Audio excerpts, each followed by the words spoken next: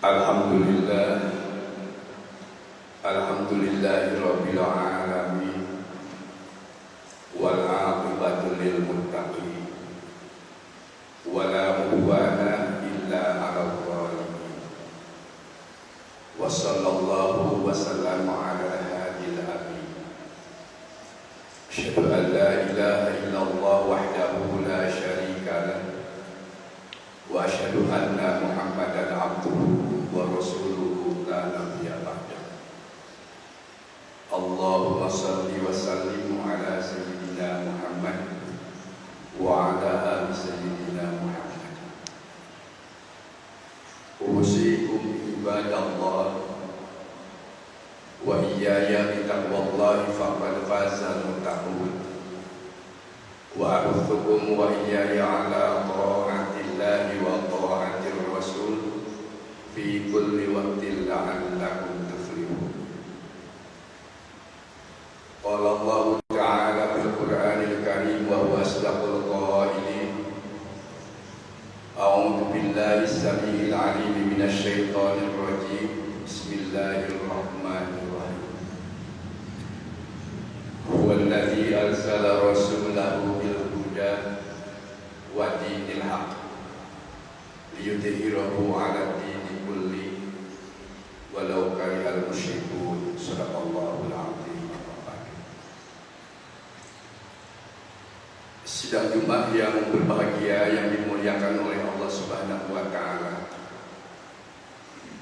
Alhamdulillah, pada kesempatan hari ini kita masih diberikan umur panjang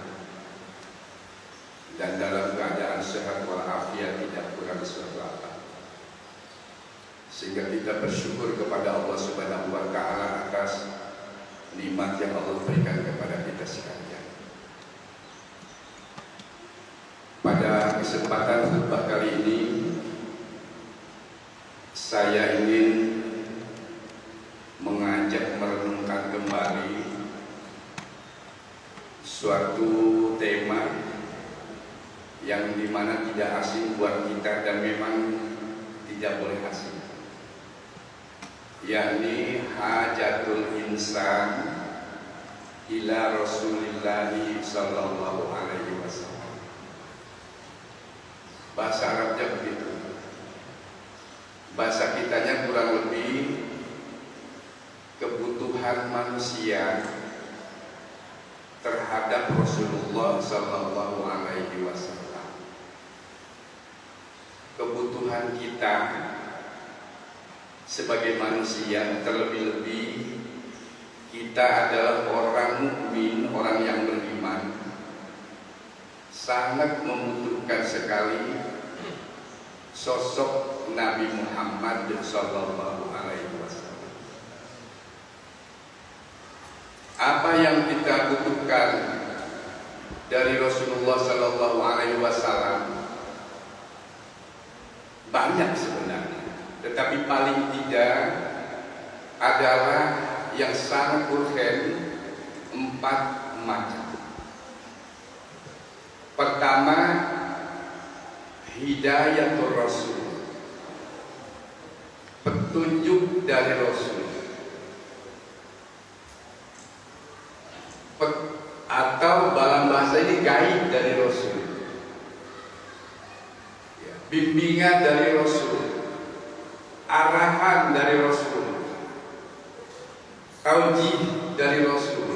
Apa saja istilahnya, bahwa kita butuh sekali kepada Rasulullah sallallahu alaihi wasallam, karena beliau yang mendapat wahyu dari Allah Subhanahu wa taala, lalu disampaikan kepada kita yang berupa hidayah.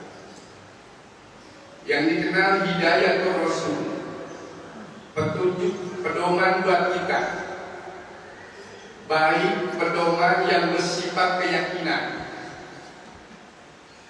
hidayah yang bersifat keyakinan kita, bagaimana arahan Rasul, ajaran Rasul, bimbingan Rasul tentang keyakinan kita, tentang akidah kita. Sangat penting, jangan dianggap tidak penting akidah. Karena bisa jadi kita jadi orang pintar tapi akidah tidak. tidak benar. Sangat penting. Dan Rasulullah adalah mendapatkan akidah, adalah hidayah dari Allah Subhanahu wa taala bimbingannya. Allah Subhanahu wa taala berfirman di dalam surah At-Taubah ayat 33 yang tadi di dalam muqaddimah saya bacakan. A'udzu billahi minasyaitonir rajim. Huwallazi arsala rasulahu bil huda wa dinil haqq liyudhhirahu 'ala dini kulli walau karihal musyrikun. Surah At-Taubah ayat 33. Ada yang sama tapi ujungnya beda di dalam surah As-Saff ayat 28. Allah berfirman, "Wallazi arsala rasulahu bil huda wa dinil haqq liyudhhirahu 'ala dini kulli wa kafa billahi syahida." Itu bedanya. Artinya dalam bahasa kita, wallazi arsala rasulahu bil huda, dialah Allah yang telah mengutus rasulnya, yang dimaksud Nabi Muhammad. Allah telah mengutus rasulnya bil huda, dengan hidayah, dengan membawa Al-Quran. Hidayah dan dimaksud Al-Quran. Kita sering membaca surah Al-Baqarah ayat 2. Dzalikal kitabu la raiba fi hudal lil muttaqin. Kitab Al-Quran ini tidak ada keraguan di dalamnya, petunjuk buat orang-orang yang takwa, yang diturunkan kepada Rasulullah Sallallahu Alaihi Wasallam. Yang lalu Al-Quran ini dibawa oleh Rasulullah Sallallahu Alaihi Wasallam wa dinil haq, dengan agama yang hak, agama yang benar, dinul Islam. Jadi hidayahnya adalah Al-Quran, sedangkan agamanya adalah Al-Islam.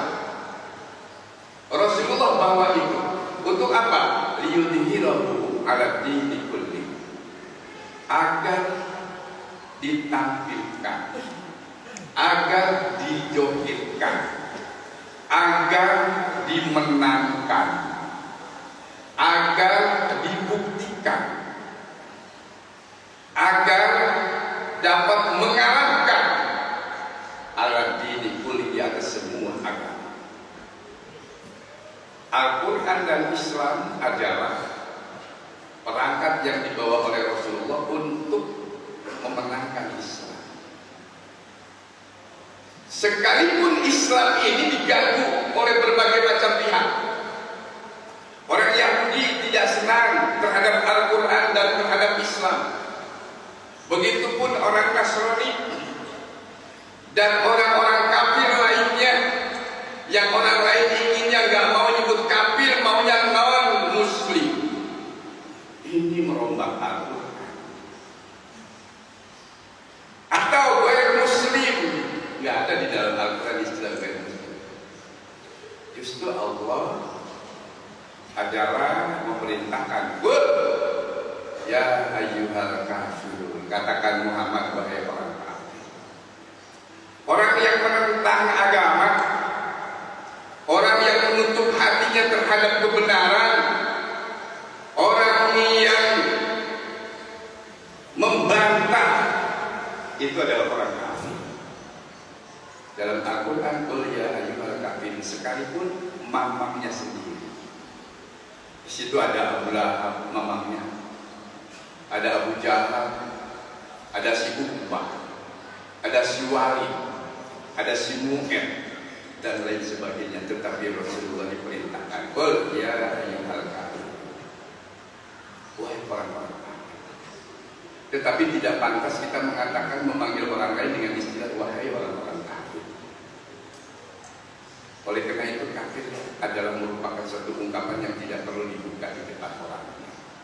Kita memanggil wahai orang kafir, sinilah. tetap dia mempunyai nama. Kalau dia namanya John Locke, wahai John Locke, wahai Maria Montessori, wahai Socrates, wahai Aristoteles, wahai anak Simani, anak Ximenes dan sebagainya, tetap kita panggil namanya. Tetapi orang itu misalnya dia adalah orang kafir. Ketika kita berbicara orang apa itu, dia adalah orang kafir. Kenapa? Dia tidak beriman kepada Al-Kahfi. Jamaah yang berbahagia, cara berbicara saja kita diajarkan, ada pedomannya, ada hidayah. Yang dimana Allah Subhanahu wa Ta'ala menurunkan Al-Quran. Waladzi arsala rasulahu bil huda, dialah Allah yang mengutus rasulnya dengan dilengkapi memakai Al-Quran sebagai konsepsional, konsep untuk kita beramal sehari-hari, beraktivitas sehari-hari adalah di dalam, secara garis besar ada di dalam. Sedangkan operasional ada di dalam sunnah Rasul. Apa yang dilakukan oleh Rasulullah adalah tidak lain, sudah pasti adalah merupakan penafsiran dan pengejawantahan daripada Al-Quran. Oleh karena itu kita berpedoman kepada dua hal yang paling penting ini, yakni Al-Quran dan sunnah Rasulullah Sallallahu Alaihi Wasallam. Yang Rasul katakan, taraktu fikum amrayn, ma in tamassaktum bihi lan tadillu abadan, kitab Allah wa sunnah Rasul. Aku telah tinggalkan untuk kalian dua pusaka. Jika kalian berpegang kepada yang dua ini, niscaya kalian tidak akan sesat selamanya. Apa itu? Kitab Allah wa sunnah Rasul. Kitab Allah, Al-Quran dan Sunnah. Itu pedoman kita yang kita sangat butuhkan dalam kehidupan, baik secara akidah ataupun ibadah ataupun akhlak, sosial kita, budaya kita, ekonomi kita, politik kita, hukum kita, semuanya adalah harus berdasarkan kepada hidayah yang datang dari Allah yang disampaikan oleh Rasulullah yang kita. Selanjutnya, yang kedua yang kita butuhkan adalah uswah hasanah, keteladanan yang baik-baik. Tidak ada teladan contoh yang baik melainkan contoh yang sempurna adalah dari Rasulullah SAW. Apa saja, baik akidahnya, ibadahnya, akhlaknya, sosial, budaya, ekonomi, dan lain sebagainya, politik bila dipandang perlu perang, itu adalah meneladani Rasulullah SAW. Yang Allah firmankan di dalam Al-Quran, yakni di dalam surah Al-Ahzab ayat 21, Allah berfirman, laqad kana lakum fi Rasulillahi uswatun hasanah. Nyata telah ada pada pribadi Rasulullah buat kalian, yaitu contoh-contoh. Buat siapa? Liman kana yarjullah wal yawmal akhir. Bagi orang yang mengharapkan rahmat Allah, ampunan Allah, maghfirah Allah, dan keselamatan di akhir. Apa perilaku yang harus banyak? Wa dzakarallaha katsiran. Senantiasa sadar dan ingat, berzikir kepada Allah Subhanahu wa Ta'ala. Jadi kita sangat membutuhkan sekali keteladanan, contoh untuk kita bagaimana kita beriman. Contoh rukun iman, maka kita mencontoh kepada Rasul, bukan yang lain. Begitupun di dalam pelaksanaan ibadah, tidak ada contoh yang lain kecuali oleh Rasulullah SAW. Yang kita kenal minimal adalah standar arkanul Islam.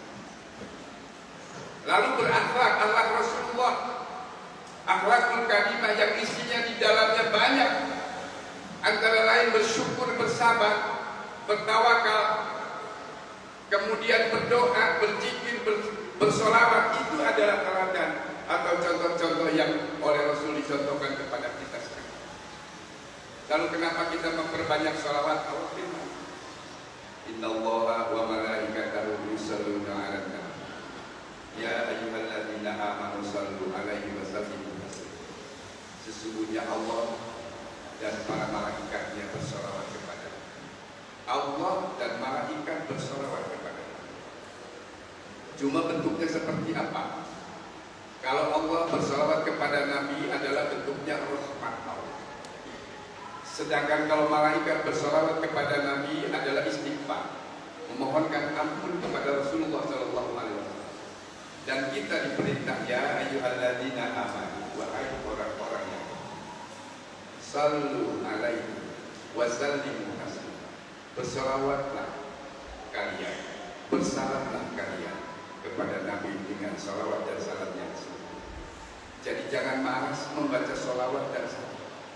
Jangan menganggap bahwa itu perbuatan bid'ah, justru diperintah. Ada persepsi yang mengatakan salawat itu adalah tidak dicontohkan, bahkan dicontohkan oleh Allah dan malaikatnya, diperintahkan oleh Allah. Selalu bersalawatlah kalian alaihi wasallimu taslima. Kenapa tidak cukup? Banyak salawatnya, bentuknya seperti apa?